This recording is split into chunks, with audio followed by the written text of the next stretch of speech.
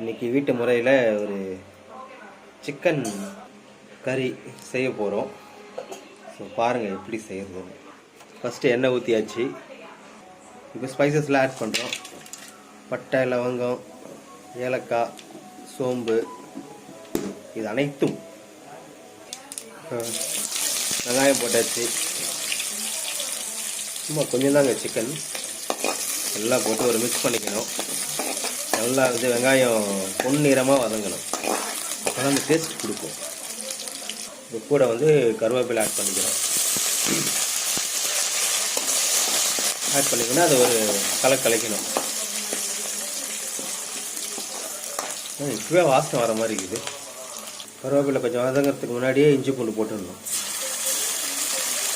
இஞ்சி பூண்டு 1.5 ஸ்பூன் போட்டு நல்லா ஒரு மிக்ஸ்.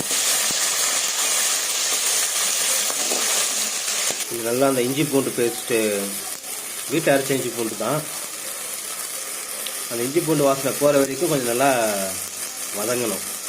பார்த்துங்க, கேர்ஃபுல்லாக பார்த்துங்கன்னா அடி பிடிச்சிவிடும் இஞ்சி பூண்டு. அந்த இஞ்சி பூண்டு வாசனை போன உடனே சிக்கன் ஆட் பண்ணிக்கணும். ஆட் பண்ணுங்க.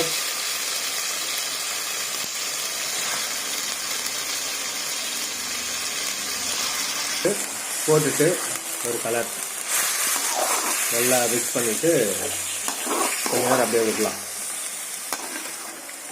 ஸோ இந்த எண்ணெய் மசாலாவில் இதுலேயே கொஞ்சம் வேகும் சிக்கன். அப்புறம் நம்ம ஒரு மசாலா ரெடி பண்ணியிருக்கோம், அதையும் போடணும். கொஞ்சம் உப்பு சேர்த்துக்குங்க, தேவையான அளவு. கொஞ்சம் மஞ்சத்தூள். இப்போ லைட்டாக மிக்ஸ் பண்ணிவிட்டு அப்படியே கொஞ்சம் நேரம் விடணும்.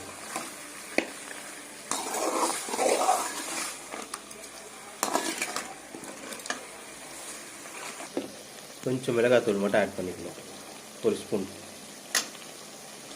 கொஞ்சம் தனியாவை தனியாக ஆட் பண்ணிக்கணும்.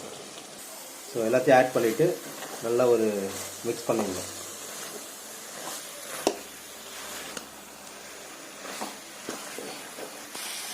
இப்போது தக்காளி வெங்காயம் அரைச்சதை ஊற்றிடுறோம்.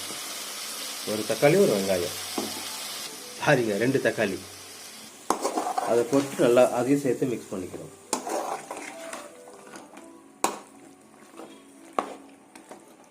இப்போ நம்ம ஒரு மசாலா ரெடி பண்ணியிருக்கோம். மிளகு, சோம்பு, சீரகம், கசகசா, தேங்காய், இது எல்லாத்தையும் போட்டு நல்லா பேஸ்ட் மாதிரி அரைச்சி அதை அப்படியே சேர்த்து மிக்ஸ் பண்ணிக்கிறோம்.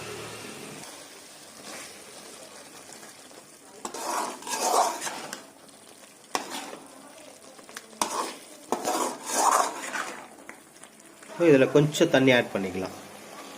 நம்ம எந்த தண்ணின்னா இந்த மிளகு, சோம்பு, கசகசா, தேங்காய் அரைச்சோம்ல, ஸோ அந்த தண்ணியே கொஞ்சம் ஆட் பண்ணின்னு நல்லா மிக்ஸ் பண்ணிக்கிறோம்.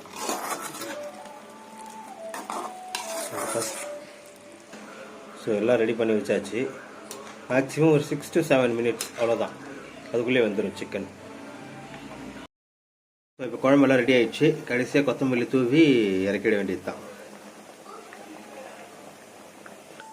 லைட்டாக ஒரு மிக்ஸ் பண்ணிவிட்டு இறக்கிட வேண்டியது தான். ஸோ சிக்கன் குழம்பு ரெடி ஆயிடுச்சு.